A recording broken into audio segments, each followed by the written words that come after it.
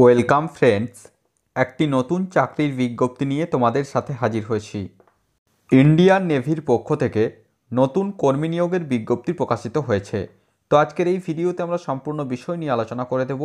কোন পোস্টে নিয়োগটি করা হবে, সেখানে আবেদন করতে হলে শিক্ষাগত যোগ্যতা কী লাগবে, বয়সসীমা কী রয়েছে, আবেদনের পদ্ধতি, সিলেকশনের পদ্ধতি, অর্থাৎ সম্পূর্ণ বিষয় নিয়ে সবিস্তারে আলোচনা করে দেব।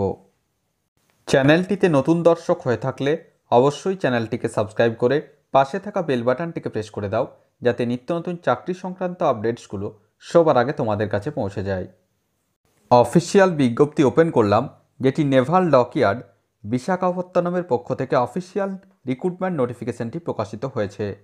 কি বলা হচ্ছে দেখো, enrolment of designated trade apprentices 2025-26 batch at naval dockyard apprentices school Visakhapatnam 530014 AP. অর্থাৎ এখানে শিক্ষানবিশ অথবা অ্যাপ্রেন্টিস পদে নিয়োগটি করা হবে।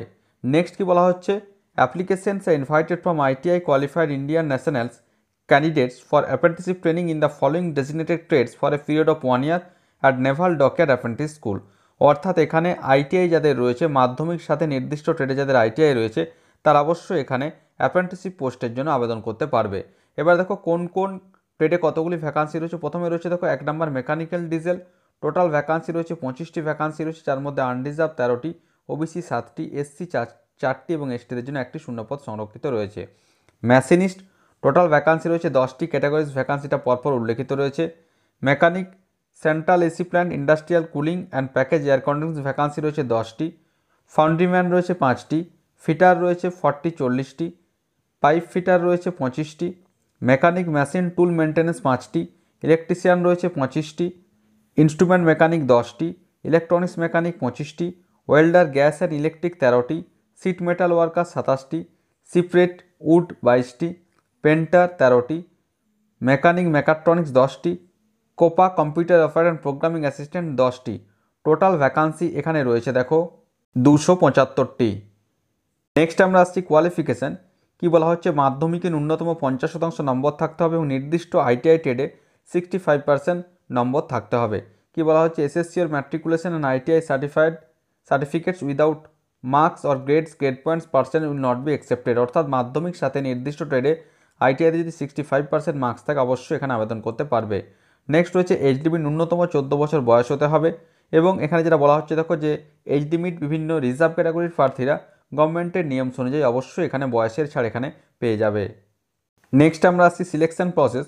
প্রথমে শর্টলিস্টেড করা হবে প্রার্থীদেরকে, তারপর একটি লিখিত পরীক্ষা হবে, যেখানে যেটা বলা হচ্ছে, shortlisting of candidates for issue of hall ticket should be undertaken based on marks secured in SSC or matriculation and ITI in a ratio of 70:30 and a merit list will be drawn up হল tickets for appearing in written examination. অর্থাৎ প্রথমে shortlist করা হবে, তারপর লিখিত পরীক্ষা নেওয়া হবে, যেখানে লিখিত পরীক্ষাতে কী কী থাকবে, এমসিকিউ টাইপের প্রশ্ন হবে, যেখানে গণিত থাকবে 30, অর্থাৎ ম্যাথামেটিক্স 30, জেনারেল সায়েন্স সাধারণ বিজ্ঞান 30 এবং জেনারেল নলেজ 15, এবং ইংলিশ ল্যাঙ্গুয়েজের উপর ভিত্তি করে এখানে পরীক্ষা নেওয়া হবে। এবং দেখো যেটা রয়েছে এখানে কোনোরকম কোনো there will be no negative marking for wrong answers, কোনোরকম কোনো নেগেটিভ মার্কিং এখানে নেই।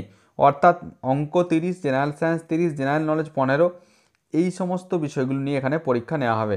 নেক্সট রয়েছে ইন্টারভিউ এবং তারপর ডকুমেন্ট ভেরিফিকেশনের মাধ্যমে অবশ্যই এখানে ফাইনাল যে সিলেকশন, সেই সিলেকশন সম্পন্ন করা হবে। তো এই ছিল এই মুহূর্তের আপডেট। যাদের নির্দিষ্ট শিক্ষাগত যোগ্যতা রয়েছে, তারা অবশ্যই আগামী 2রা জানুয়ারি 2025-এর মধ্যে অবশ্যই অনলাইনের মাধ্যমে ফর্ম ফিল আপ করে নিতে পারবে। তো আশা করি সমস্ত বিষয়টা বোঝাতে পেরেছি।